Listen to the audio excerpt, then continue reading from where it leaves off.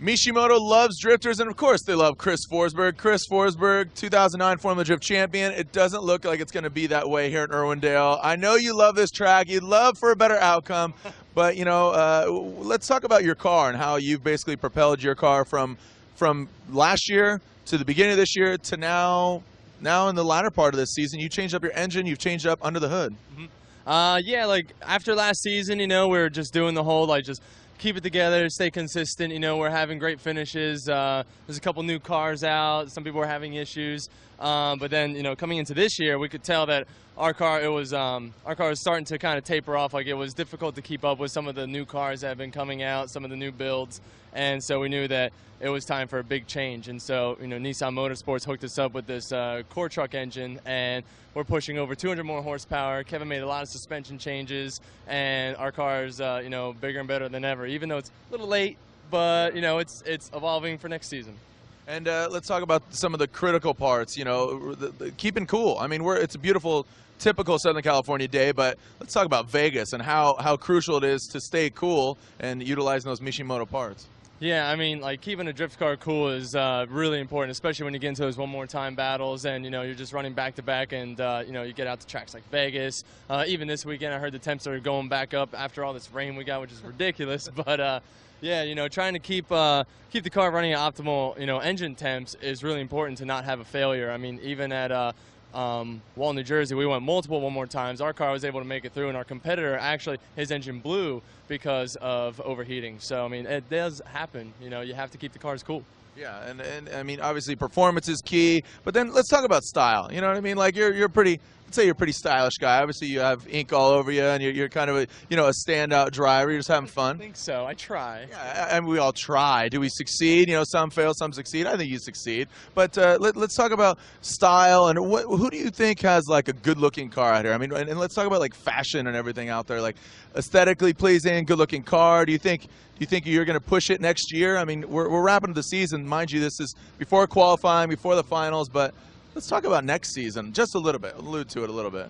Yeah, we're obviously looking to make some changes. Everyone's looking to make changes in the off season. It's kind of a no-brainer, but we do always try to keep like a strong drift style with our cars. We try to keep it a little different than everyone else's. We don't want to just have like same old body kit, flat paint, like nothing really exciting happening. So I always take a lot of personal time into the design of the car, the vinyl layout, and everything. So we'll see what we can come up with for next season.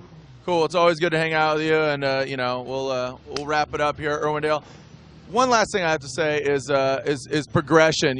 Just progression and what people can basically. We have the Pro-Am drivers out here. How can some of these Mishimoto parts like basically help them progress into becoming a pro driver? I mean, we see. Are you like assisting some of these drivers? I know you help Dave Briggs, up and coming. You contribute by being a judge at XDC, giving them feedback from a pro driver, what the pro drivers are looking at. How do you help them progress, and how can some like parts like Mishimoto help them perform better? Well, obviously, the biggest difference from Pro-Am drivers to, the Formula D level drivers is their car setups. And, that goes right into, Mishimoto parts, keeping their cars cool, being able to get, good practice time and not, just going out there and having catastrophic engine failures every time they run, So got to make sure the car's reliable, and, keeping the car cool is obviously one of the most important parts of that equation.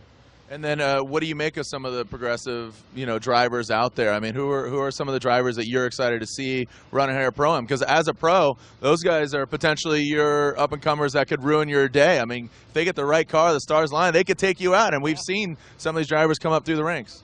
I mean, yeah, there's a lot of guys out here. There's actually quite a few that I like to watch that already earned their Formula D license, so they won't be driving here this weekend, which is, a little sad because it's nice to have the Pro-Am going along with our event. We get to watch them all kind of run through the track too. But yeah, some of the guys that were killing it were, the Turk brothers. They are been knee-deep in, grease and oil and wrecked body parts, but they won't stop. It's awesome. The dedication is ridiculous with those guys. And like Pat Sear, he's got his Corolla out here. He's never been to Irwindale before, and so he's, really taken a knack to the bank. And you know, we just want to see everyone out here push hard and just try and keep their car off the walls. Yeah, and even Kano from Thunder Drift, that kid up in Kato. Sorry, Kano. I'm sorry, whatever. Yeah, like I was saying, he's one of the guys that already earned his license, so we won't be seeing him drive this weekend. But he is here helping other guys out, and he's, you know, a fantastic driver. So it sounds like he'll be running with us next year. Yeah. So well, there you have it, Chris Forsberg keeping it cool with Mishimoto here at Irwindale.